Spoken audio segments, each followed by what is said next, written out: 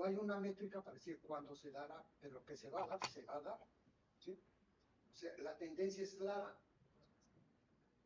Luego tenemos, bueno, ¿qué relación hay porcentual? Bueno, lo que siempre se ha discutido.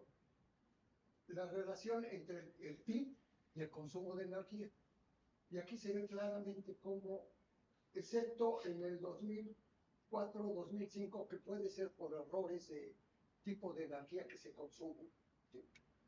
O bien captura de datos, porque no se sabe, pero sí se observa que hay una cierta tendencia muy similar en el consumo de energía, ¿sí? Hay otro tipo de gráficas, pero considero que no son representativas, como que supuestamente dan una imagen idéntica, pero no es así.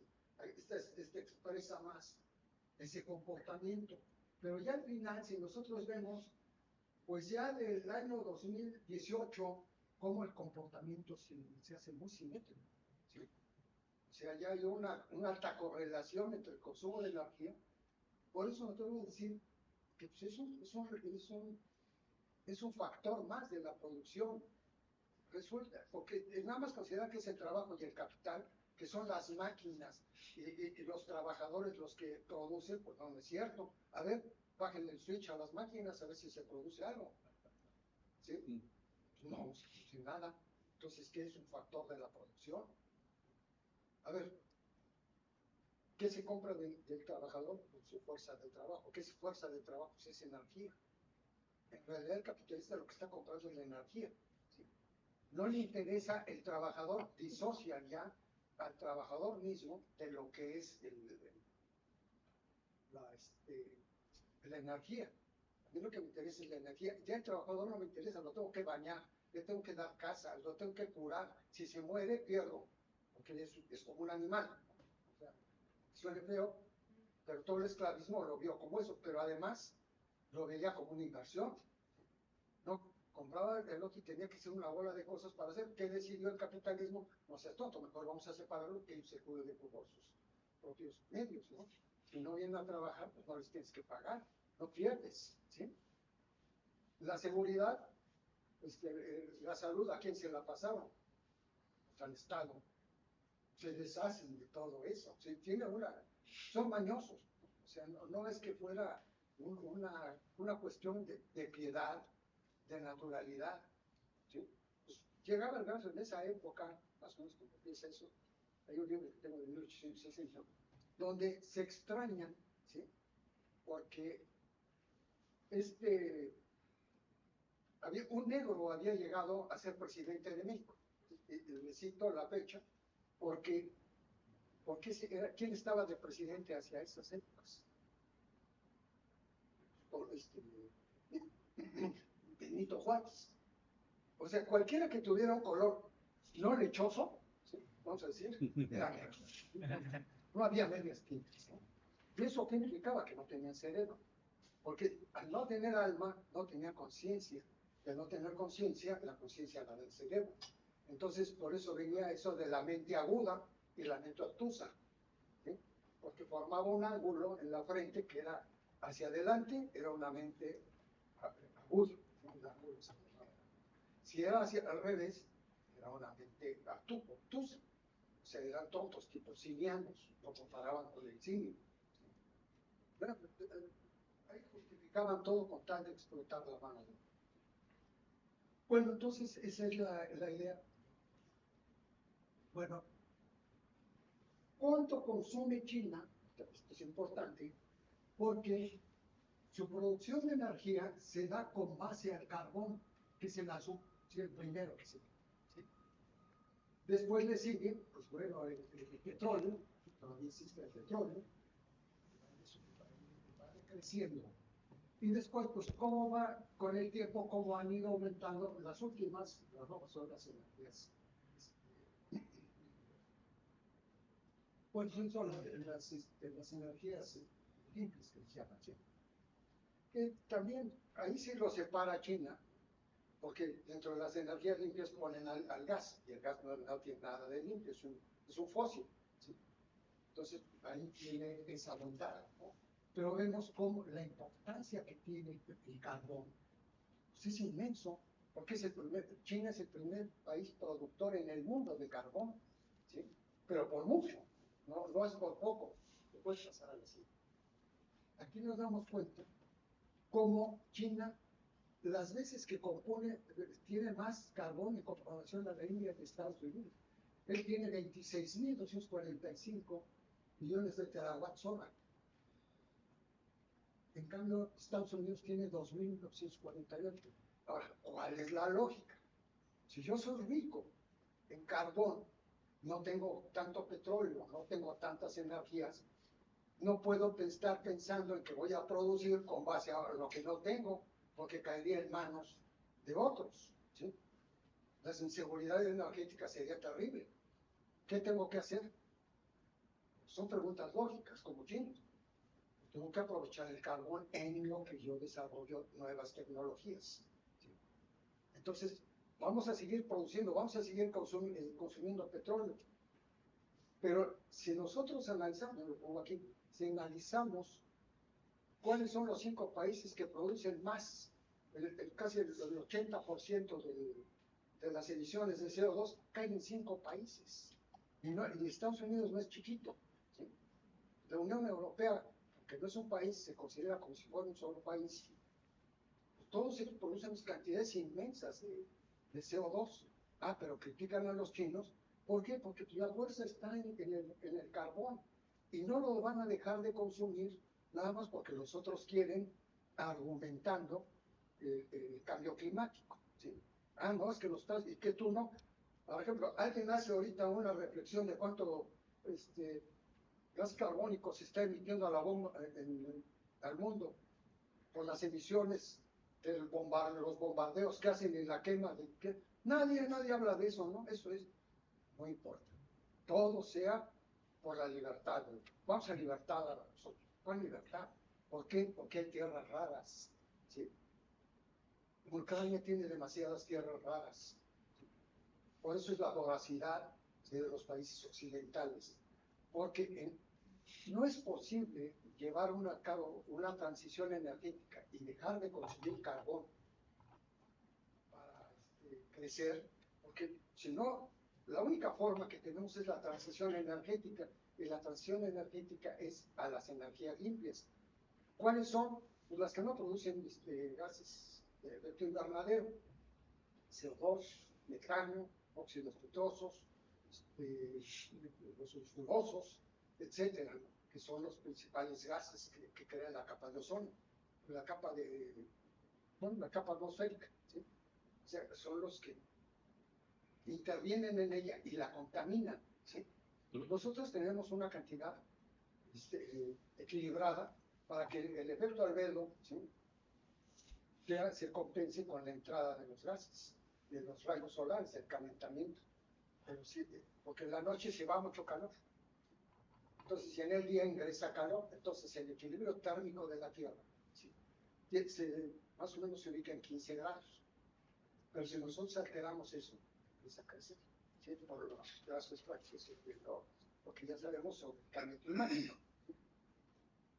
Vamos a ver también que el cambio climático se ha utilizado como un subterfugio para poder crecer sin ser atacado, ¿sí? En el fondo está la energía, ¿sí? Entonces se hace el doble circuito. 5 minutos, sí, profesor.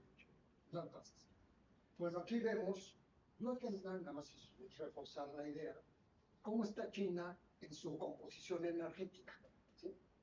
Es lo que le llaman la mezcla energética, ¿sí? Entonces vemos que China tiene un 58% de la producción pues básicamente es de electricidad, ¿sí?, porque los coches no son de carbón, ¿sí? Entonces la síntesis energética se da, ¿sí?, en términos de la electricidad, porque en la electricidad se resumen todos los tipos de fuentes energéticas. Entonces, se depende de la energía del carbón. ¿Qué pasa con el mundo? Mundialmente es el 34%. Sí hay diferencia, pero el mundo consume mucho gas natural, ¿sí? Entonces, de energía nuclear estamos muy similar entre los chinos y el mundo, ¿sí? La hidroelectricidad, bueno, también China es importante, ¿sí? Tiene ríos importantes. Las renovables, pues China se lleva al mundo, ¿sí? Otras, pues, siempre son, y petróleo, aquí lo ponen como el 2%, ¿sí? En otras lo ponen un poco más. Pero esto es para la electricidad, ¿sí? El otro es en conjunto. En la electricidad se utiliza todo el petróleo. Todas las geotérmicas, ¿sí? Todas las termoeléctricas son térmicas, o sea, se hace a través de la quema de combustibles, donde se genera vapor de turbinas, y las turbinas se acoplan a un generador, y ese generador produce electricidad, ¿sí? Entonces, ese es el proceso. Dice, ahora, ¿cómo China?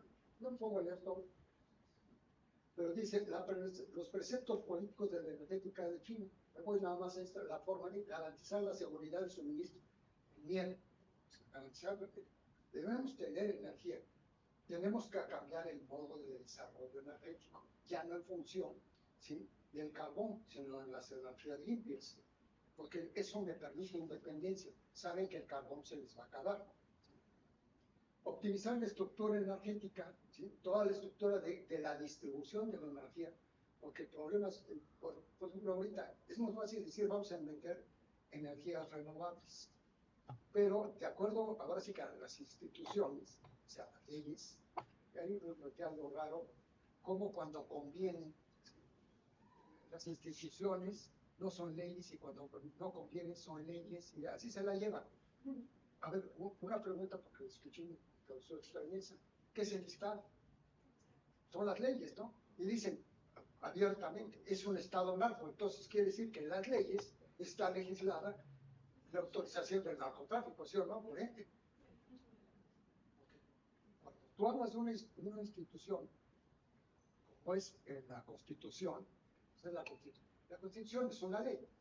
Son las buenas intenciones que tiene un país, pero aquí si nosotros legislamos a favor del narco, pues que es que también hay más. Yo creo que ahí habría que corregir un poco, ¿sí? O reflexionar, no corregir, reflexionar. Bueno, entonces da una serie, pues es que la mejor eficiencia energética no se cae en las energías limpias, es decir, China es el mayor consumidor y productor, ¿sí? Bueno, consumidor de energía del mundo, superior a Estados Unidos, inclusive a la misma India. La transición energética a renovables, solar, eólica y hidroeléctrica permiten reducir independencia y fortalecer seguridad energética, pilares su política exterior y de defensa. El discurso ecológico se ha institucionalizado, lo que les decía, no solo por la presión internacional, sino como parte de una narrativa de modernización tecnológica y de liderazgo global en la innovación verde. Un minuto para Sí, ir cerrando. sí, también me hubieran hecho conmigo. Ok, ¿no? Sí, ok. Sí, sí, yo adelante. nunca vi que intervinieran en la... Adelante. Sí, Adelante. sí pido congruencia. ¿Sí? Dice, la convergencia entre los discursos, ya buscaba, sí, pero sí, no presionar. Está bien. La Tenemos que nada más. entre los discursos ecológicos y los intereses estratégicos es casual, ¿sí? La apuesta por fuentes renovables como la solar, bueno, no solo responde a criterios ambientales, sino a una lógica de seguridad energética, autonomía tecnológica y competitividad económica. En ese sentido, los países que logren dominar esas tecnologías y asegurar su abastecimiento energético estarán en mejor posición en el ámbito internacional. Además, la debilidad energética puede traducirse en debilidad geopolítica. Los países que dependen excesivamente de importaciones, ¿sí?, energéticas están más expuestos a presiones externas, conflictos diplomáticos y crisis económicas. Por eso, la transición energética no es una cuestión ambiental, sino una estrategia de poder y resiliencia nacional. Dice, bueno, aquí pongo la transición energética, ¿sí?, cómo se ha dado. Como dice la crisis de necesidad energética, China se cubre cada más con energías renovables, gas natural y electricidad. La electricidad no es precisa, que son las síntesis. La magnitud de la fuerza de demanda eléctrica de China y el reto de descarbonización el suministro eléctrico explica por qué la inversión mundial en electricidad superó a la del petróleo y el gas, ¿sí? O sea, se van sobre las energías. Sin embargo, la demanda y la capacidad de producción de carbón de China sigue siendo elevada. Actualmente, una de cada 4 toneladas de carbón utilizadas a nivel mundial se quema para producir electricidad. O sea, no es nada extraño. En virtud de que la transición energética requiere de una inversión privada significativa, China ha aceptado abrir gradualmente sectores estratégicos a la participación privada. Es por lo que el gobierno chino ha facilitado la participación en más de 8.000 proyectos recomendados en 2024. O sea, es por razones lógicas, ¿sí? Ya nada más al final. Ahora entramos al concepto ya actual, ¿sí? De lo que son los minerales críticos. Los minerales críticos son como 50 y tantos, 60. Y dentro de esos están las tierras, ¿sí? Podemos decir que las tierras críticas, ¿sí? Entonces, aquí explicó, voy a leer rápidamente, pues la importancia que tiene, ¿sí? Porque la función es la producción y separan las cadenas productivas. De no existir eso, se paran. Entonces, ahora, estas son las 17, estas son las tierras raras. Son 17 tierras raras, no son más. Lo que son muchos son las tierras estratégicas, no son los puestos estratégicos, ¿sí? Y luego, bueno, pasan a la utilidad. Ahí nada más lo digo, los minerales críticos son esenciales para diversas tecnologías energéticas actuales y para la economía final. Ahí se describe todo. Entonces, al final, como China representa más del 95% de la producción mundial de tierras raras y controla alrededor del 90% de la capacidad de refinación. Por eso los americanos se paran de... ¿sí? Este dominio permite a China ejercer un poder significativo sobre las industrias que dependen de esos materiales particularmente posibles. Ya termino, gracias. Gracias.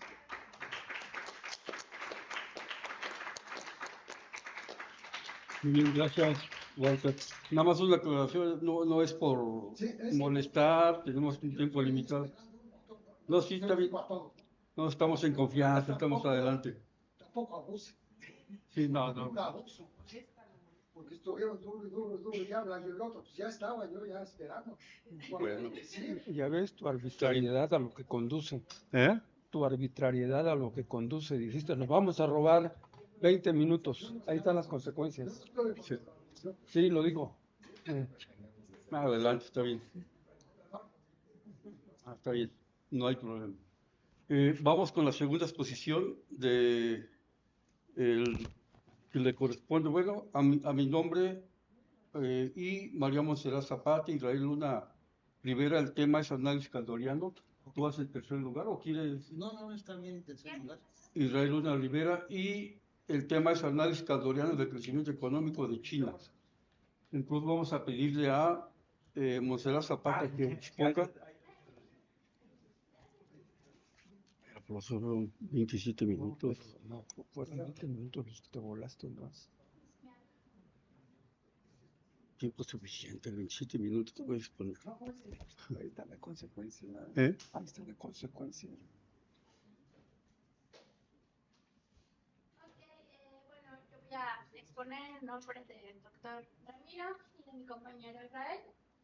Este es un inicio de trabajo que estamos desarrollando de un análisis caldoriano sobre el crecimiento de China. Es para explicar sobre todo lo que está ocurriendo ahorita actualmente. Desde 2000 para acá, el crecimiento de China ya no se mantiene constante, ha ido en decrecimiento, a pesar de que tiene todavía tasas de crecimiento altísimas comparada con el resto de países, pues ya no son las mismas tasas de antes de 2000, no son las tasas de 8%, 10%. Actualmente está alrededor del 6%, se espera que para 2026-2027 esté rondando el 5%, entonces lo que queremos es analizar el por qué y a razón de cuáles son las consecuencias. Algunos análisis han dicho que tiene que ver con esta parte del cambio estructural que está sufriendo China. Otros tienen que ver con la parte más ortodoxa, señala que tiene que ver con el cambio que ya es un evento que iba a ocurrir por la parte del tipo de cambio que lo tiene su moneda bastante devaluado comparado con otros países, y este ya es el efecto real que estaban viendo en comparación. Entonces nosotros queremos analizar si realmente el cambio estructural que está sufriendo China, que es la parte en la que le llaman la modernización, que está sufriendo ya que logró industrializarse y ahora está pasando a la tercerización, o realmente es un proceso que tiene que ver más con la parte de qué tipo de industria es la que está desarrollando. Actualmente China ya pasó de desarrollar industria manufacturera completamente, digamos, la parte maquila ya pasó a eso, ahora está la parte de innovación y desarrollo de nueva tecnología. Se está dedicando sobre todo a la parte de desarrollo de la informática, ha creado vías y que ya están de manera libre para el resto de los países, cosa que ha cambiado mucho la forma en la que se estructura su nación. Y también el hecho de que se ha expandido a otros países. Actualmente es uno de los países que más saca inversión a otros, sobre todo América Latina, la parte sur. Nosotros todavía no somos unos socios importantes para él, para la parte de la expansión de inversión, pero ha traído y ha expandido sus empresas y eso le ha permitido también mantener el crecimiento. Nosotros estamos basando nuestra hipótesis en que la modernización de su industria y el cambio a la tercerización puede ser la razón por la cual está decreciendo, y para ello vamos a hacer un análisis caldoriano. ¿Qué significa esto? Vamos a utilizar en primer lugar un análisis sobre lo que es el modelo de Caldor de allá de 1950, que se formalizó ya matemáticamente en el 62 con las leyes, y pues en un inicio lo que les voy a presentar es este vínculo que existe entre la actividad manufacturera, entre el proceso de crecimiento real del PIB, y también si hay un incremento de la productividad y una reducción de la productividad de la industria con la productividad del resto de los sectores. Para ello, pues les platico brevemente lo que es la importancia de Caldor. Les mencionaba que en el 50 él desarrolla un modelo, un primer acercamiento a lo que va a ser el análisis de crecimiento. Él modela un modelo direccional o de causalidad en el que menciona que la productividad es la razón por la cual hay crecimiento. Esta productividad también asocia al crecimiento o el impacto que tiene el stock de capital, la inversión como tal. Y en el 62 ya es cuando incorpora que este proceso tiene que ver también con la dependencia de la tecnología, sea endógena o exógena, y que también con la expansión del mercado. Es por ello que cuando concluyó que la industrialización es el principal motor de crecimiento, que es parte de lo que es el análisis que ha desarrollado él. De ahí dice que la especialización en la producción manufacturera permite que haya un vínculo virtuoso desde lo que es la industrialización y el resto de sectores. Y finalmente habla sobre que lo que nosotros, los países que no tienen alto crecimiento, tiene que ver con la restricción que tienen en sus mercados. Las exportaciones y la expansión al mercado externo le permiten a los países, no digamos que eliminar, pero sí mitigar la restricción que tienen. ¿Por qué? Porque expanden su demanda y eso les permite crecer.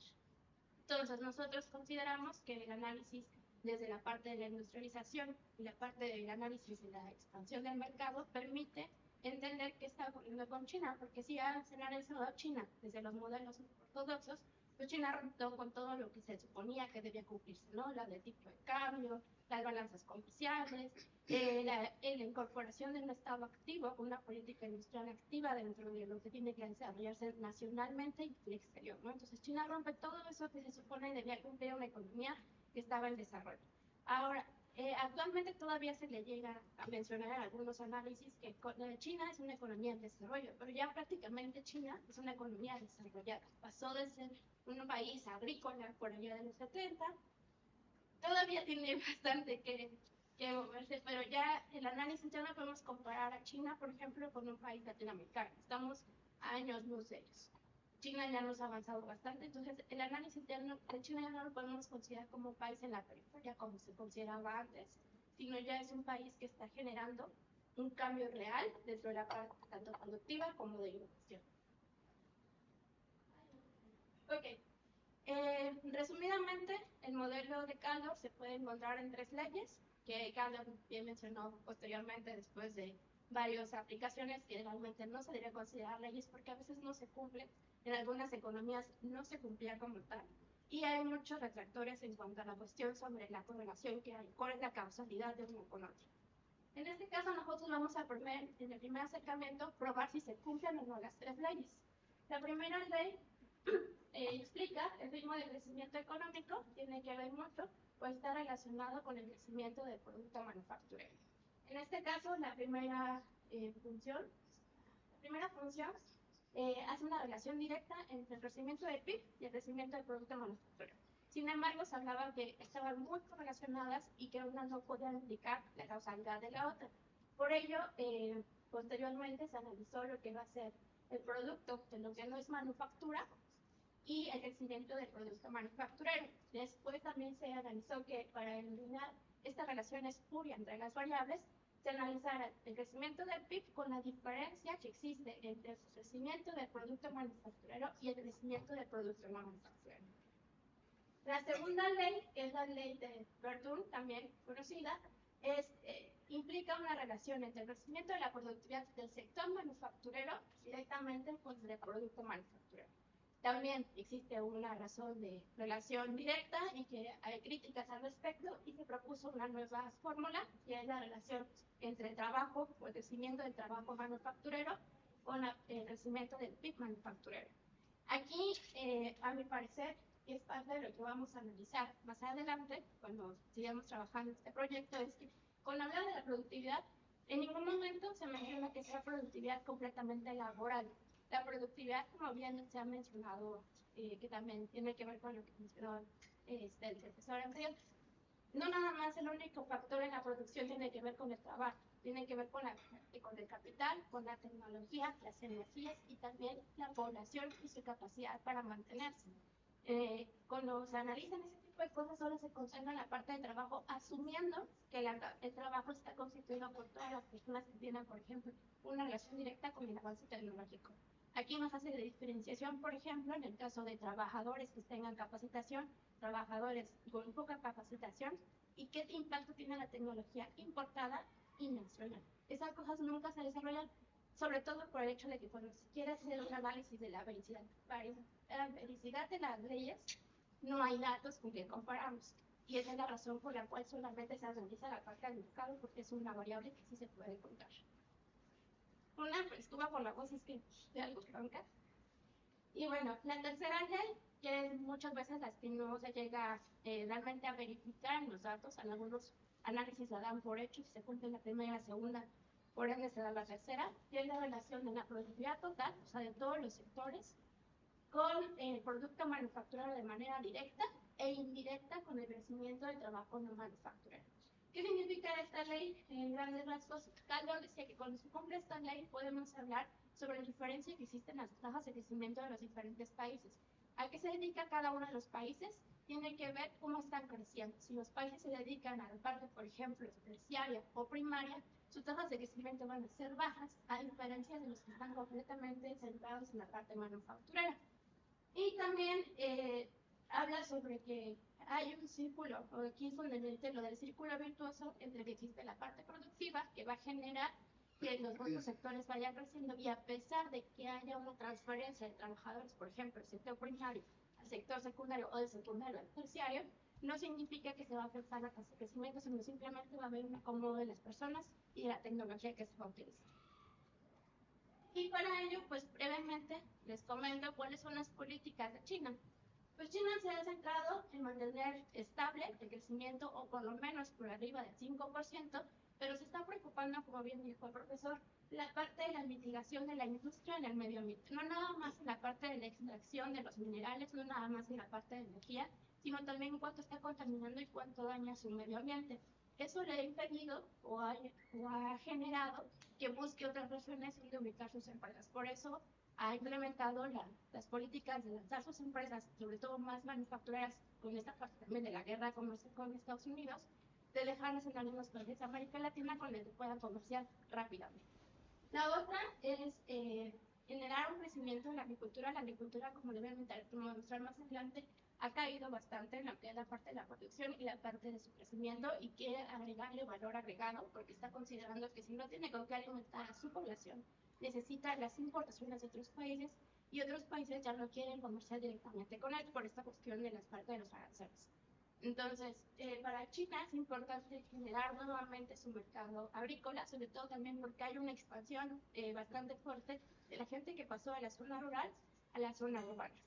Pese a que todavía tiene un porcentaje como por el 20-30% de población en las zonas urbanas, en zonas rurales, se sigue viendo la parte migratoria de las personas que van a la zona rural, a la zona urbana y están abandonando los campos. Y eso es algo que le preocupa mucho a parte de la política económica. La otra, pues, es innovar y desarrollar tecnología propia, ya no nada más estar importando nueva tecnología, de ahí viene lo que se dedicó a la guía. Y la incentivar el consumo porque considera que expandir su mercado interno, pues también le ayuda a que mejore la calidad de vida de su población y sobre todo, pues genera un crecimiento constante. De ahí que su tasa de desempleo es de 5%, esos son los datos que presenta obviamente China, porque si lo comparamos con los datos que presenta el Banco Mundial o por ejemplo Estados Unidos, pues sí hay una brecha en diferencias por la forma en la que considera su desempleo y por la forma en la que considera también su pobreza. Por eso si uno analiza, por ejemplo, los índices de pobreza de China comparado con las instituciones gubernamentales, digamos, más encaminadas a Estados Unidos, dice que los chinos son muy pobres y analiza uno los datos de China, te dicen, no son tan pobres porque les dan tales recursos, ¿no? Por ejemplo, ellos hacen distinción entre lo que gana un chino por su trabajo y por las actividades. Y bueno, en resumen, les voy a presentar lo que va a ser el tiempo de trabajo que vamos a analizar. Nosotros nos sentamos en el periodo después del 91, empezamos a hacer las estimaciones del 93 al 2024. ¿Por qué? Porque si notamos por ahí del 89 al 90, perdón, China sufrió un problema interno, hubo un levantamiento y manifestaciones de la gente por algunas cuestiones de la parte de protestas ante las nuevas reformas que se estaban llevando a cabo del 80 al 90 por Xiaoping. Y entonces decidimos no tomar los primeros años, que son los años más turbulentos de China, todavía en la que está construyendo como tal como una economía ya abierta, y tomamos desde el 93 en adelante, que es una economía realmente abierta que trabaja y está encaminada al mercado estable. Se dan cuenta, por ejemplo, del 81 al 2002, como les comentaba, el PIB se mantenía constante en un crecimiento por la tendencia, que son las líneas tanto del PIB, el PIB y el PIB per cápita, alrededor del 19%. Sin embargo, por allá del 2003 al 2024, las tasas tienen una tendencia decreciente. Por ejemplo, el PIB y el PIB per cápita mantienen una tasa más o menos similar, por allá del 8%, y se espera que llegue hasta el 6%. En cuanto a la composición del PIB, que ese son el porcentaje de PIB de cada uno de los sectores, por allá del año 2000 más o menos, el sector manufacturero comienza a tener poca importancia, poca participación en el PIB, a diferencia del sector terciario, que es lo que se le menciona el cambio a la terciarización. En el caso, como les decía, la parte de agricultura comienza a decaer, comienzan a importar más productos primarios, y en la parte de la construcción se mantiene constante. Los datos anuales de China no separan la parte de energía, por ejemplo. En el caso, como hacen análisis mensuales y son por cuatrimestres, esto no hace la separación por más sectores. Primero aquí les presento más los datos anuales. En cuanto a la composición de las exportaciones, a pesar de que las manufacturas ya no son uno de los componentes más importantes del PIB, sí lo es la parte de las exportaciones. La parte de la línea roja son las exportaciones manufactureras, la parte de la línea amarilla son no manufactureras. Ya lo sabemos, China ha llenado el mercado externo por parte de sus productos, sobre todo la parte manufacturera. Y en cuanto al crecimiento de sus exportaciones de ambas funciones, en el gran porcentaje de las exportaciones totales, esas son sus tasas de crecimiento, pues más o menos lo que no son manufactureras llegan a crecer alrededor del 8%, las manufactureras tienen una tasa de crecimiento constante alrededor del 14%. Y bueno, para hacer nuestro análisis metodológico de la parte de la estimación de las tres leyes de Kaldor, pues mencionaba, ampliamos los datos que nos lanza la base estadística de China. Nos encontramos con el problema de que los datos tienen que ser anuales porque no hay desagregación a nivel mensual o trimestral de los otros datos. Por ejemplo, el PIB sí hay, pero no hay de la producción manufacturera como tal, no nos arroja cuánto está produciendo la industria mensualmente, entonces nos encontramos con el problema de los datos, que es la principal parte. Tampoco la parte de cuánta población ocupada hay, no hay mensuales, no hay trimestrales, solo hay anuales. Y el periodo va a ser del 93 a 2024. El primero que revisamos es si hay una relación real entre lo que va a ser las tasas de crecimiento. Se dan cuenta la producción manufacturera con el PIB, tiene una tasa de crecimiento, una relación positiva, A diferencia de las otras dos, la parte agrícola, por ejemplo, tiene muy poca relación, y la parte de la producción de los servicios, aunque sí hay una relación directa, pues será un poquito más especial. No incluye la parte de construcción, porque si cuando se analiza la parte de la relación entre la construcción y el PIB, realmente no tiene ninguna relación una con la otra. Está bastante concentrado en las partes de los números. Y también hicimos una gráfica de dispersión para lo que va a ser la producción con el trabajo manufacturero. Notamos que también no es tan marcada. ¿Por qué? Porque les mencionaba, la productividad puede ser que está creciendo, pero realmente la productividad no solamente está enfocada en la parte laboral, también tiene que ver la parte del impacto del capital y la parte de la tecnología. Y bueno, los resultados de la primera ley del caldo, hicimos la estimación para las tres fórmulas que se están planteando y nos encontramos que presentan los signos esperados. En este caso, la primera es el PIB con relación al PIB industrial. El problema que encontramos son las R's cuadradas, se encuentran las tres funciones, las R's cuadradas se van haciendo cada vez más pequeñas, ese es el único inconveniente que encontramos realmente en la parte econométrica.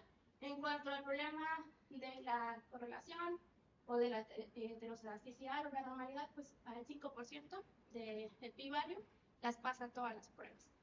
Está obviamente tomada un poco con pincitas, porque obviamente está en el de que si uno se pone muy especial puede decir que no pasa o puede decir que sí.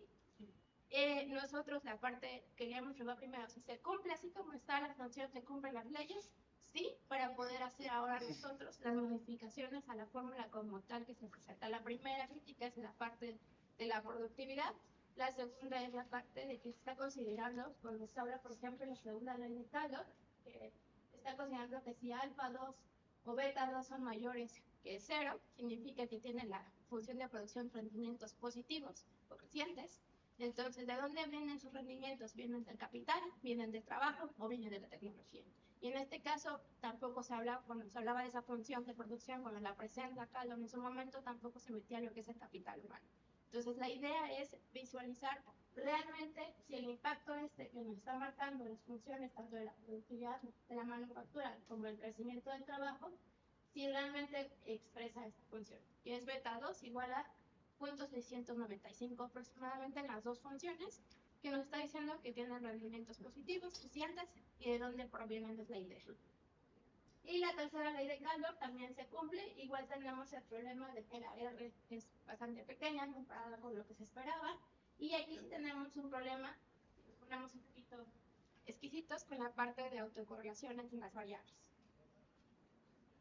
Y bueno, en la primera conclusión de lo que llegamos a acordar con la aplicación de estas funciones es que sí existe una relación entre el crecimiento del producto manufacturero con el crecimiento del producto. Entonces podemos decir que sí es el principal motor de crecimiento pese al cambio estructural.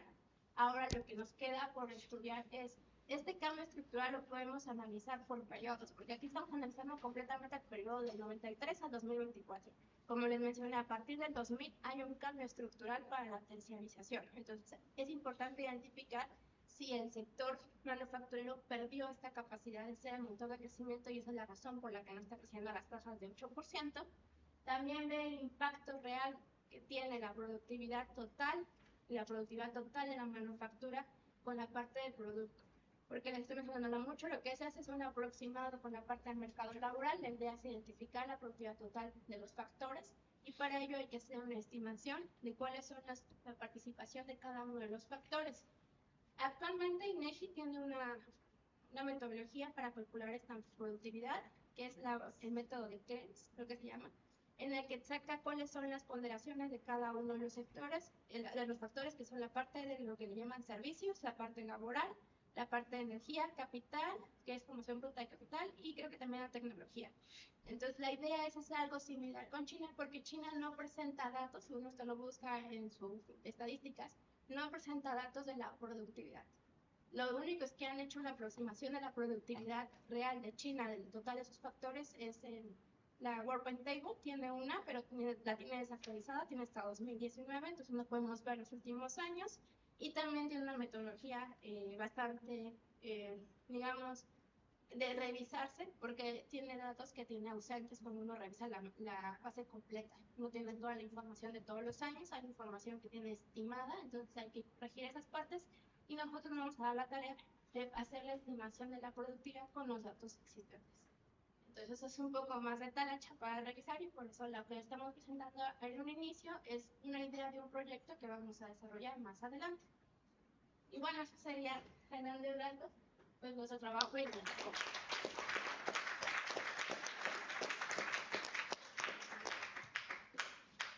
Muy bien.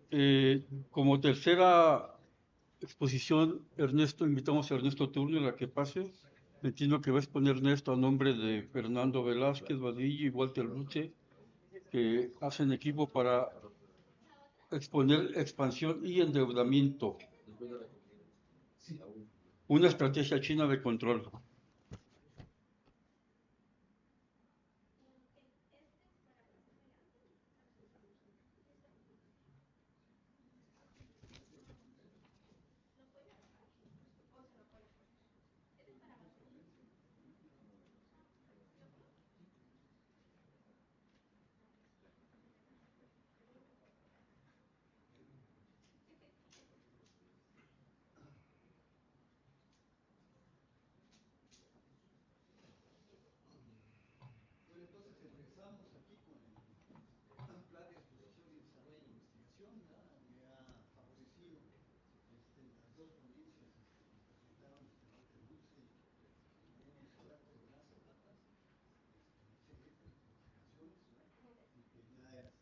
Sustentan la importancia del sector industrial en el desarrollo y el crecimiento de Chile, ¿no? Entonces aquí tenemos como una especie de plan de exposición y desarrollo de investigación, ¿verdad? Preparamos un poco para la ponencia, pero todavía no estamos investigando y sacando un producto de un artículo pues, sobre estos temas. Entonces aquí empezamos como base todo el modelo de desarrollo asiático, que es un modelo, digamos, que en donde interviene fuertemente el Estado. También cómo intervienen, pues en el caso de Japón, ¿no? los Ereichi, y en el caso de Corea, los Chaebol, o sea, las grandes empresas concentradoras, cómo, digamos, se combinan con el Estado, ¿verdad? Y para impulsar también el desarrollo tecnológico, ¿no? Entonces, digamos, nos basamos un poco en cómo se ha ido desarrollando el modelo asiático y luego con las características propias del modelo chino, ¿no? Y hablando de las características propias del modelo chino, pues está el papel del Estado, tanto en la combinación, como en la industrialización, como en la innovación, ¿verdad? Y en la incorporación del desarrollo científico y tecnológico, ¿verdad? Entonces, bueno, partimos de los modelos japoneses y coreanos, ¿no?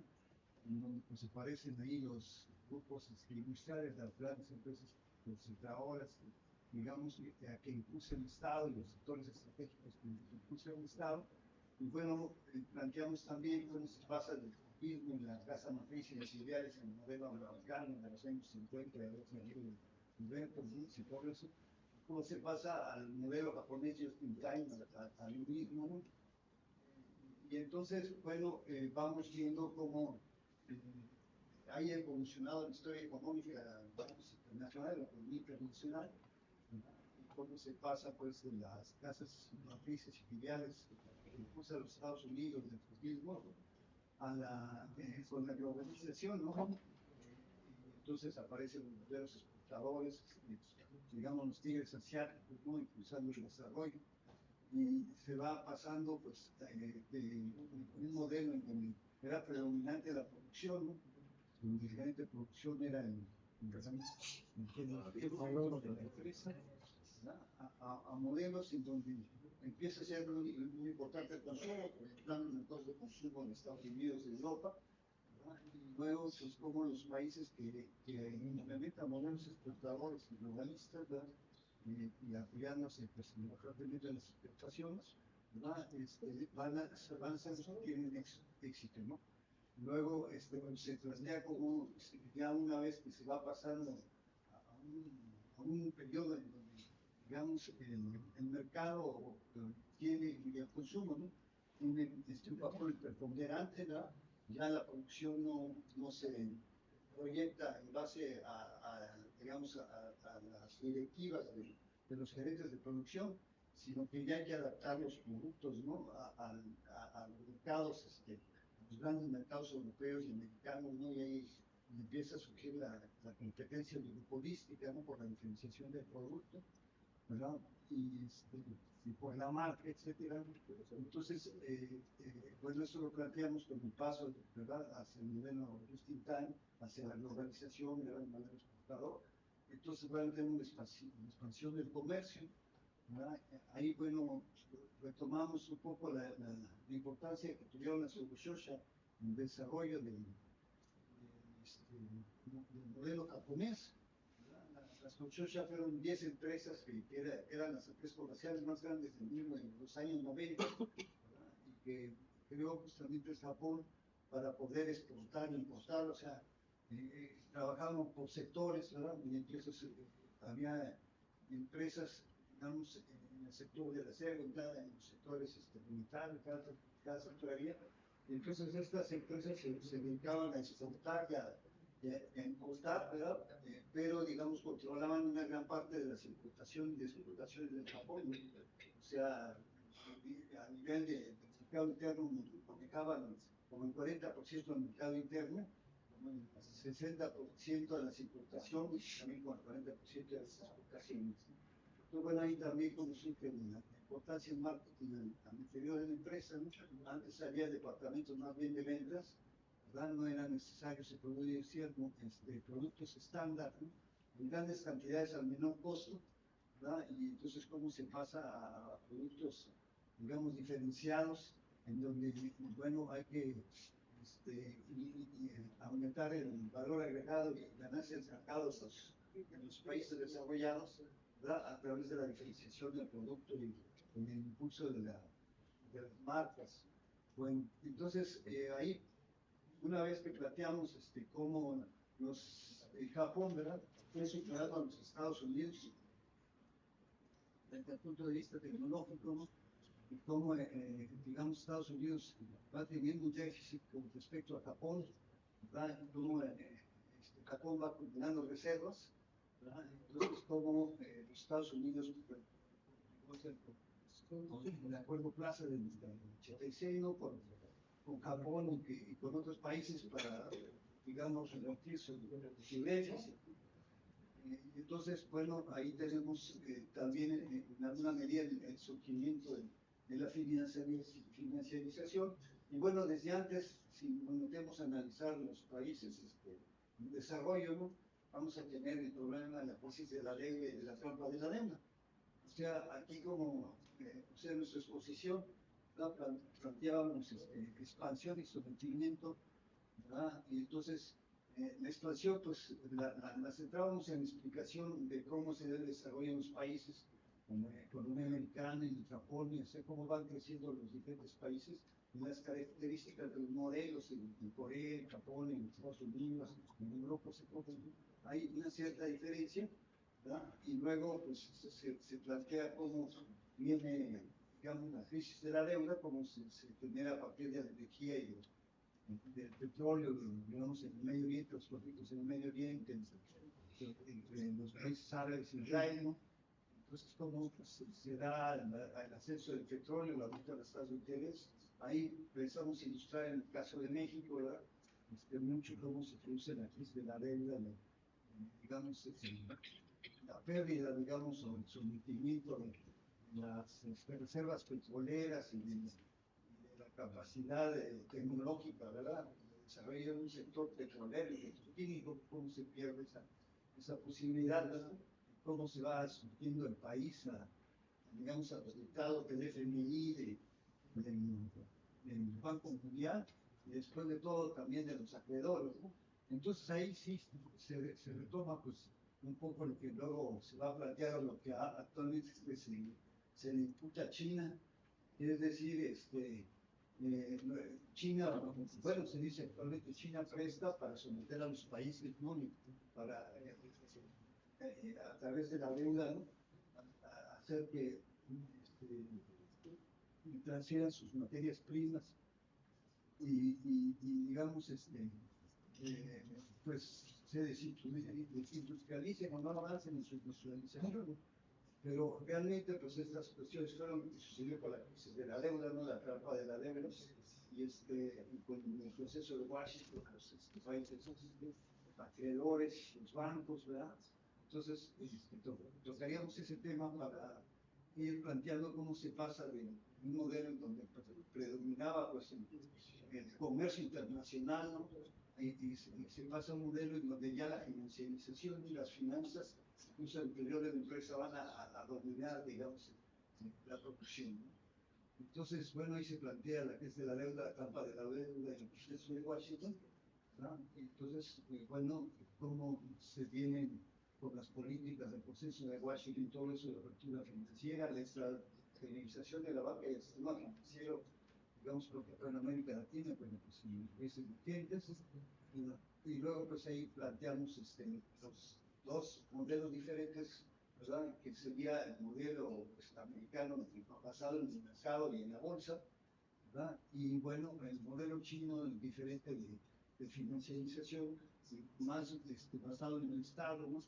Y en donde pues, la economía china, ¿verdad? Y el desarrollo de China lo guía el Estado, en una medida lo guía el Estado, ¿verdad? Y digamos, quedan supeditados, por lo menos a la guía, la banca, ¿no? El sector financiero, y la bolsa, ¿verdad? Quedan supeditados a los planes de desarrollo digamos, de China y al control, ¿verdad? Que tenía ahí desde el principio que planteamos el papel del Estado como centro del modelo chino, ¿no? Y bueno, como actor muy importante en los modelos japoneses, en los modelos asiáticos. Entonces, bueno, aquí también tenemos como, digamos, China va ocupando muy importante lugar en Asia, ¿verdad? Digamos, con algún su comercio con Japón, con Corea, se convierte en el principal país que comercia, que exporta y importa Taiwán, frontera de los tigres asiáticos, ¿no? Entonces ahí pues vamos planteando eso y vamos planteando pues cómo se va dando el predominio de la esfera financiera y pues para eso tenemos que tratar la crisis de la deuda en América Latina, cómo va evolucionando la crisis de la deuda, ¿verdad? Y cómo se pierde pues el control del sistema financiero, cómo se produce una desindustrialización, ¿verdad? Por las mismas políticas del proceso de Washington, ¿verdad? El liberalismo financiero y la desindustrialización, ¿verdad? Y cómo se pasa a un modelo maquilador, un modelo maquilador en cómo se forman las cadenas globales de valor, ¿verdad? La crisis, y luego por el otro lado, pues cómo se desarrolla el sector financiero en la crisis de 2007-2008, ¿no? Y entonces, bueno, ya pasamos a caracterizar ya el modelo socialista del mercado chino, que en buena medida, como decía, falta, o sea, a partir del año 2000 tenemos un desarrollo, o sea, con un cambio, ¿no? O sea, inicialmente China se empieza a desarrollar, pues, importando capitales, importando productos, ¿no? Digamos, y desarrollando los sectores más básicos, ¿verdad? Y ya pues a partir de 2000 ya pasa pues, como lo planteó ella, ¿no? Con los modelos de Carlos, los modelos de Berlín, de Carlos y de Berlín, ¿no? Cómo se va convirtiendo en el sector industrial, en el eje de desarrollo del modelo chino desde China, ¿verdad? Y entonces bueno, y bueno, la influencia que va logrando al final del mundo para convertirse, digamos, en la primera potencia comercial del mundo, ¿no?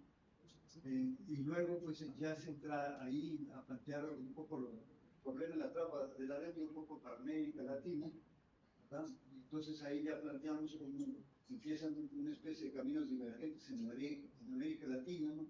Y en el mundo, en donde pues está el modelo de Estados Unidos y el modelo chino, el modelo de Estados Unidos, donde la predominancia del sector financiero y la expansión del sector financiero, digamos, se convierte en el centro de la economía y como el agente que guía un poco el desarrollo de Estados Unidos, ¿no? Mientras que China se centra en la producción, ¿verdad? Y digamos, el sector industrial y el desarrollo del sector industrial, el desarrollo de las exportaciones, y ya empieza a desarrollar su tecnología propia y digamos, líder en algunos sectores, ¿no? Como el sector de la construcción, estaba también cerrado. Entonces, bueno, vamos planteando, digamos, esta evolución un tanto histórica, ¿verdad? Y bueno, bueno, básicamente sería eso en la parte de expansión, ¿no? Porque estábamos en el tema de expansión y endeudamiento, entonces tocábamos el tema de la expansión a nivel mundial, ¿no? En China, en Estados Unidos, en Europa, surgimiento de los estados de América Latina, en algunos países emergentes, y bueno, cómo va subiendo también el control de Chile, sobre todo en la región asiática, ¿no? Mientras que, digamos, en el caso de América Latina, pues el sometimiento, pues al principio a los estados de Washington, Estados Unidos, ¿no? Y bueno, y luego ya entramos al otro tema, ¿no? Que era sometimiento. Entonces, en el punto de sometimiento, pues hablamos de la que llaman diplomacia del mercado de la deuda, que digamos, que el modelo chino plantea, ¿no? La organización de expansión y de endeudamiento, que era lo que tocábamos, es una estrategia utilizada por los países avanzados, los bancos acreedores de organismos internacionales, como una estrategia de control y sometimiento sobre países deudores más vulnerables. Entonces vemos que esto de la trampa de la deuda pues, se aplica completamente al FMI y digamos, a la deuda, digamos, de los países emergentes, ¿verdad? Y al financiamiento y a la actividad que ejercen los bancos, de los grupos financieros, digamos, en los países emergentes, ¿no? Cómo van transfiriendo sus excedentes, ¿verdad? A los países desarrollados, van incrementando su poder adquisitivo, ¿verdad? Entonces, dice, a través de préstamos y la expansión de la vigencia económica, la dependencia que limita la soberanía política y económica de la nación de dólares. Esto se aplica pues, perfectamente a América Latina, la crisis de la deuda, y o sea, no se ve claramente que se aplique a China, ¿no? O sea, China trata de desarrollar la iniciativa de la franja de la ruta, ¿no? Y entonces hace préstamos, pero comparado a los préstamos que hace China, ¿no? En el mundo, y bueno, y a veces por país que andan abajo de los 10.000 millones de dólares, ¿no? O sea, solamente unos cuantos países han obtenido préstamos de más de 10.000 millones de dólares, ¿verdad? Pakistán, Angola, Sri Lanka, o sea, solamente algunos, y una gran parte de países más de como 100, pero bueno, yo tengo una lista de 20, donde tengo los que van desde 2.9 mil millones para Argentina, ¿no? Para Mongolia 2.000, 7.4 millones de dólares. Entonces, para Bangladesh es 1 miles de millones de dólares, para Argentina 7 millones de dólares, pero no se ve que en el caso de China existe una estrategia no tan armada y todo, como la que es el proceso de Washington, de los bancos, del FMI, ¿verdad? Y con instituciones que vienen desde los años 50, que se establecieron en Bretton Woods y cómo esas instituciones pues arman todo un proyecto para el sostenimiento, ¿no? Para someter a través de la etapa de la deuda de los países, ¿no? Pues más o menos como se plantea, y bueno, y ya aquí se plantea, o sea, los críticos del modelo chino, consiste en conceder elevados préstamos a países en desarrollo para financiar megaproyectos, ¿verdad? Aquí ya los críticos dicen principalmente a través de la iniciativa de la Franja Ruta, ¿verdad? Y entonces, si no pueden pagar, obtener activos estratégicos, materias primas, energía, ¿verdad? Y bueno, se plantea que actualmente el mayor acreedor bilateral del mundo pues es China, ¿no? Aunque pues comparativamente los bancos pues son, digamos, no son países, mientras que Chile es todo un país, ¿no? Y entonces, si se suma a todos los créditos que le hace a todo el mundo, pues es un gran acreedor, ¿verdad? Pero si se va por país, pues no ha prestado, digamos, al nivel de poder someter a ningún, bueno, tal vez a los países más endeudados sí. Pero bueno, ahí sí podemos decir que tampoco en el caso de China son hermanas de la caridad, ¿no? Y que pues en el momento en que endeudan a los países y pueden someterlos de extraer tierras raras y todo eso, pues lo hacen, ¿no? O sea, no, o sea, como que no se alcanza la iniciativa de la Franja y la Ruta para endeudar a todo el mundo, ¿no?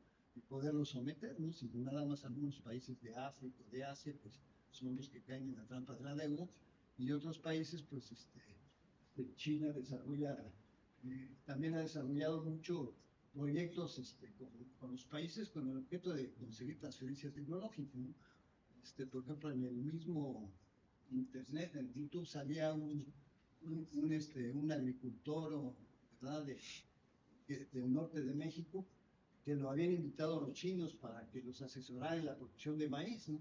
Siempre México, o sea, con los Estados Unidos en un momento, ¿verdad?, pues desarrolló el maíz y las diferentes especies y demás, ¿verdad? Y siempre en México pues había un conocimiento tecnológico muy grande sobre el maíz.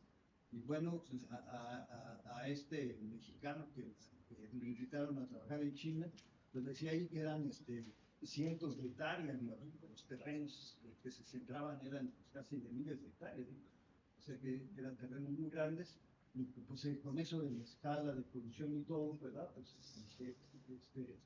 le permitían a China pues, producir alimentos, ¿verdad?, para su población, y pues sí se convirtiendo en una potencia de frontera en ese sector. Entonces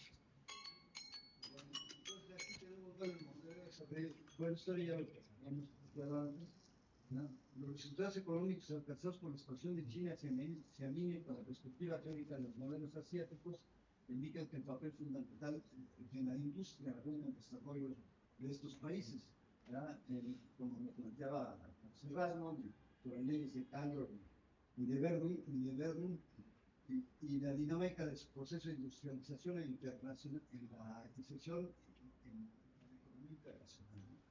Los indicadores económicos referentes en su PIB permiten constatar la importancia y lugar privilegiados ocupados por la industria en la promoción del crecimiento chino y del desarrollo chino, y de los opositores, ¿no? Bueno, ahí se plantea que la industria a nivel mundial guarda una participación muy importante, cercana al 46%, ¿verdad? En la industria, bueno, en los años, en esos años de referencia, como 2009 por ahí, ya después ha bajado un poco, pero ha andado por el 40 o tantos por ciento, ¿verdad? Entonces, bueno, queda el sector industrial y el desarrollo de la tecnología, y bueno, ese modelo basado con el Estado, o sea, la combinación de capital, para que la combinación de capital se convierta no solo en crecimiento industrial, sino en incorporación y desarrollo tecnológico y capacitación, ¿verdad? Pues se necesita incorporar al Estado y que desarrolle sus universidades, su salud, etcétera, ¿verdad? Y también sumar a las empresas, ¿verdad? E incluso a las empresas de otros países, ¿verdad? Y lograr transferencia tecnológica de otros países. Entonces, digamos, el modelo chino se mueve diferente, por decirlo así, que como se mueve el modelo de Estados Unidos, ¿no? El modelo chino, a medida que avanza, pues va desarrollando la fábrica, que existe la fábrica del mundo, el taller del mundo, mientras que Estados Unidos pues va desarrollando el banquero mundial, ¿no? Siempre así. Bueno, entonces, ahí es un poco lo mismo el sentimiento de la regla. Y ahí era lo que decíamos, ¿no? La supuesta estrategia de participación y endeudamiento es un modelo controvertido conocido como diplomacia de la trampa de la deuda, ¿no? Que consiste en conceder préstamos y luego, principalmente a través de la iniciativa de la Franja y la Ruta, y luego, bueno, luego entrábamos a las características, ¿no?, de la trampa de la deuda. Bueno, ahí estaba, ¿no?, una planificación industrial específica, formularia y guiada por el Estado, ¿verdad?, en el marco de la Estrategia Nacional de Desarrollo, ¿verdad? Y bueno, la importancia de los sectores estratégicos también, que eso es mucho del modelo asiático, ¿verdad? Desarrollar modelos que son líderes a nivel tecnológico, a nivel mundial, y que tienen como el modelo de caldo, ¿verdad?, impacto y repercusión en otros sectores, ¿verdad?, como el energético, que también expuso Walter, ¿verdad? Entonces, bueno, ahí se plantean que entre los sectores que se promovían había 8 empresas de generación de electricidad, 3 mineras de carbón, 6 empresas automovilísticas, 10 electrónicas, 8 siderúrgicas, 14 producción de máquinas, 7 químicas, 5 constructoras, 5 transportadoras, 6 aeroespaciales, 5 farmacéuticas, compañías del sector caracterizadas por fuertes incrementos de escala y alcance, ¿no? O sea que tenían fuerte impacto sobre el desarrollo de la economía y multiplicadores, ¿verdad? Entonces, pues como Chile impulsa su modelo, ¿verdad? En base a desarrollar la industria y los sectores estratégicos. Bueno, aquí se plantea que también la política pragmática de China, que mucho también del desarrollo y de los planes quinquenales que realiza China, van en el sentido de resolver los problemas que va presentando la estructura industrial y el poder de desarrollo, ¿no? Por ejemplo, en el caso del desarrollo del carbón que trataba mucho se desarrolla, son planes que tiene el gobierno chino para desarrollar las regiones o los municipios, ¿no? Entonces, digamos, parece que hay muchos proyectos o muchas carboneras, ¿no? que satisfacen energía o cargadas de producir la energía para un municipio, ¿verdad? Para una pequeña región, y entonces, bueno, se desarrolla de manera competitiva, ¿no? En el sentido de desarrollar la producción, digamos, municipal, ¿no? Bueno, ahí planteaban algunos de los problemas, ¿verdad? Desproporción entre el desarrollo de la industria y el desarrollo, digamos, de las ciudades, el desarrollo del campo, la distribución regional y nacional de las industrias y su utilización de las ventajas comparativas, concentración industrial reducida, ¿no? Y haciendo que la industria sea ineficiente, y bueno, todo eso llevaba a desarrollar industrias más grandes, ¿no? El tamaño de la industria y a dotarlas o sea, reducir la brecha tecnológica.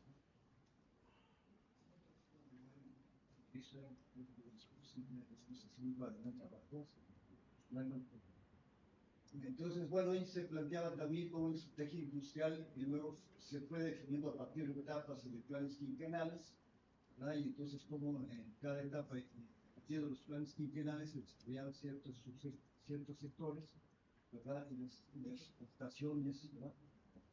Bueno, pues, ahí hablan la primera etapa, lo que se impulsó, ¿no?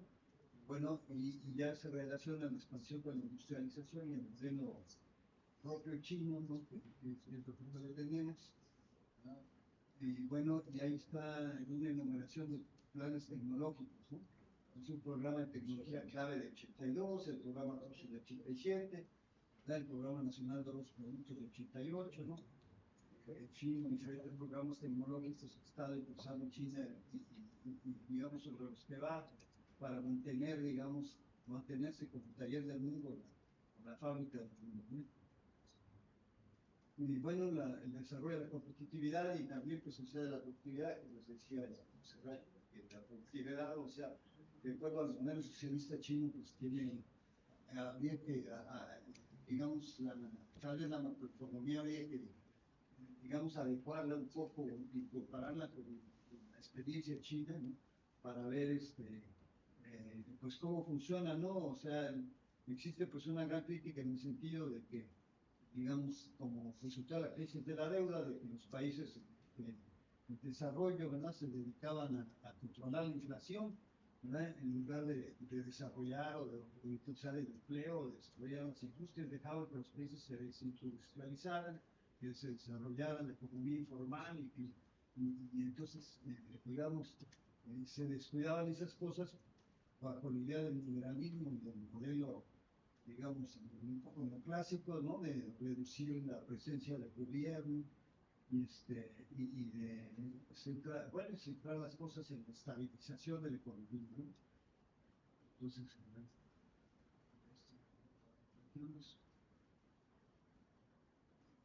bueno, ahí está un poco los sectores, ¿no? Se desarrolla el sector metálico, el electrónico, el químico. Un poco lo mismo. Bueno, Chile experimentó un rápido proceso de industrialización, aumentando la capacidad de oferta de sectores estratégicos, ¿ya? su competitividad, lo que le permitió su expansión, digamos, su inserción comercial y productiva en el mercado mundial, ¿no? Consolidando sectores prioritarios en grandes grupos corporativos, el desarrollo de grandes grupos corporativos, como decíamos, estos grupos que desarrollan las infraestructuras, los puentes, las carreteras, y pues, forma parte de, digamos, de la iniciativa de la Franja y la Ruta, ¿no? O sea, hay toda una serie de empresas, ¿no? Asociadas a la iniciativa del gobierno, ¿verdad? Para lograr una inserción mundial y una penetración en los diferentes países, ¿verdad? Y esto, pues, metiéndolos dentro de la Franja y la Ruta, que pues, tiene como característica que sea un modelo que se planea a nivel global, ¿no? O sea, no es para comerciar con un país, sino que tiene también, en el caso de China, ¿no? Pues se ve una iniciativa de convertirse pues, en líder del mundo, en cabeza del mundo y rebasar a los Estados Unidos, ¿no? Y entonces, en cambio, bueno, en el caso de los Estados Unidos, o digamos, son empresas, son los bancos los que impulsan el desarrollo, ¿no? Y el Estado pues, realiza determinadas actividades, entre ellas entre otras, la invasión de países y la guerra, etcétera, ¿verdad? Pero digamos, no, el Estado pues deja a los empresarios privados, ¿verdad? La mayor parte del espacio económico, ¿no? O sea, el Estado queda bastante marginado y particularmente en el sector financiero, ¿no? Podemos decir que el sector financiero es el más privatizado, en el que participa más el capital privado en el mundo, porque en casi todos los países el gobierno tiene una injerencia sobre el sector financiero, ¿verdad? No sea los países de América Latina, donde la extranjerización dejó los bancos en manos de empresarios privados por extranjeros, ¿no? Pero en muchos países, pues el Estado tiene, o sea, la banca central del Estado y todo, para hacer que la combinación se convierta en inversión productiva en sectores estratégicos, ¿verdad? Entonces ahí el Estado tiene, digamos, en China así está pensado, ¿no? En cambio, otros países, pues son los sectores privados, ¿no? Los que van desarrollando, van indicando por qué ruta va el desarrollo de los países, ¿no? ¿Y esto cómo andamos de tiempo para ir? Sí, ¿no? Sí, yo creo que ya estaríamos, yo no sé si me regresé. Bueno, ahí están los países integrados, ¿no? Los mecanismos de la estrategia, ¿no? China presta dinero a naciones de bajos ingresos para construir infraestructura social, puertos, ferrocarriles, carreteras, efectos de intensificación. Empresas constructoras chinas en Bolivia son las encargadas de ejecutar los proyectos, los préstamos, las características, los mecanismos de la estrategia, préstamos opacos, adquisición de activos estratégicos, control de recursos, ¿verdad? Hay una lista de los países más endeudados. Bueno, se regresa ahí el concepto de la diplomacia de la trampa de la deuda, ¿no? Y bueno, se dice que el académico Rauna Chemini, ¿no? En el 2017 describe una herramienta política relativamente nueva, creada por la iniciativa de la Franja y la Ruta. La estrategia implica que China otorga préstamos excesivos a países de bajos ingresos y altamente endeudados, lo que plantea aquí, ¿no? Que no pueden ser reforzados. Entonces se ponen en marcha los mecanismos para el sometimiento de los países, ¿no? Entonces ahí sí buscábamos tratar de poner un cuadro comparativo, ¿no? De cómo se produjo el sometimiento, digamos, de los países de América Latina por la crisis de la deuda y en qué medida la iniciativa de la Franja y la Ruta se semejaba, ¿no? O era análoga a lo que estaba haciendo China, ¿no? Y entonces ahí tratar de medir por las posibilidades que tienen los países de someterse o no. O sea, ahí también hay bastantes teóricos que han analizado la deuda, ¿verdad? Y que plantean la anulación de la deuda, ¿no? La necesidad de la anulación de la deuda. Porque, digamos, el país como México, ¿no? Pues, o sea, es tanto lo que debemos y lo que pagamos intereses, ¿no? Los intereses comen el 20% del presupuesto del gasto público, ¿no? Y como el 7 o hasta entre 7 y 10% del PIB, ¿no? Entonces, o sea, los países emergentes con esos niveles de deuda pues, tienen muy pocas posibilidades de desarrollo, ¿no? Entonces, bueno, aquí se planteaba, bueno, lo de la deuda, una estrategia, y bueno, ahí se planteaba, no, la supuesta estrategia de expansión y el movimiento de China, ¿no? Y entonces, bueno, ahí, creo que si ya lo hablé, no sé si voy para adelante, voy para atrás. Vas para atrás. El financiamiento de forma anual se planteaba esto, que el financiamiento de forma anual es fundamental, pero que, digamos, en buena medida muchas veces se convierte en lo contrario, ¿no? De una herramienta para el desarrollo pasa a ser un obstáculo al desarrollo, cuando los niveles de endeudamiento son muy altos. Y bueno, aquí se plantea, ¿no?, cómo el endeudamiento subió con la COVID-19, ¿no? Y cómo actualmente el endeudamiento ya aumentó en los países desarrollados, ¿verdad?, a nivel del 100% del producto y a niveles del 50% del producto en los países emergentes, ¿verdad? Las emergentes están con el endeudamiento del 50% del PIB y las economías avanzadas con deuda del 100% del producto, en Japón con el 150% del producto, ¿no? Y ya también se plantea pues, que también China ya, o sea, a pesar de que crece y todo, pues también está muy endeudado, ¿no? Se ha deteriorado al punto de ver 1.3 billones de dólares, ¿no? Entonces, bueno, luego ahí está un poco el endeudamiento excesivo de los países desarrollados y los países emergentes, ¿verdad? Y bueno, luego, bueno, muchos países deben dinero a China. Estaba en una lista, ¿no?, de los países que deben, los 20, creo que los 20 países, hemos estimado, que deben más a China, pero no se ve, pues, o sea, ahí como se ve Sudáfrica 3.4 miles de millones, Mongolia 3.3 mil millones de dólares, o sea, los niveles son muy bajos, no solo los primeros países, Pakistán, Angola, ¿no?, tienen niveles de endeudamiento muy altos, que son unos cuantos los que pueden caer en la trampa de la deuda, por decirlo así. Y bueno, aquí se plantea que hay países bastante endeudados, ¿no?, y que casi todos están como asociados a proyectos, ¿no? O sea, un nivel como en China, ¿verdad? Han firmado con China el desarrollo del producto de la franja y de la ruta, ¿no? Bueno, ahí se regresa un poco a la condicionalidad que metió el FMI y el Banco Mundial, ¿no? Y las consecuencias, ¿no?, recortes de gasto público, privatización, estructura comercial, reforma del Estado, bueno, las características de la dependencia económica y del sometimiento, ¿no? Y Dos minutitos ya para lo que planteábamos, pues ya, es que, bueno, ya no analizamos, ya no vamos a presentar, ¿verdad? Es que la iniciativa de la franja y la ruta, y si se examina lo de China, bueno, es la inversión extranjera, ¿no? No se puede ver pues que hay una iniciativa por parte de China expresa para someter a los países, ¿no? Entonces con eso terminaríamos, ¿verdad? Entonces bueno, sería el análisis básicamente de esos dos aspectos, ¿no? La expansión, ¿verdad? Cómo ha sido la expansión en el mundo y cómo los países se han endeudado y con el peligro de que la deuda se convierta en sometimiento de los países, ¿no? Eso sería todo. Bueno, muchas gracias.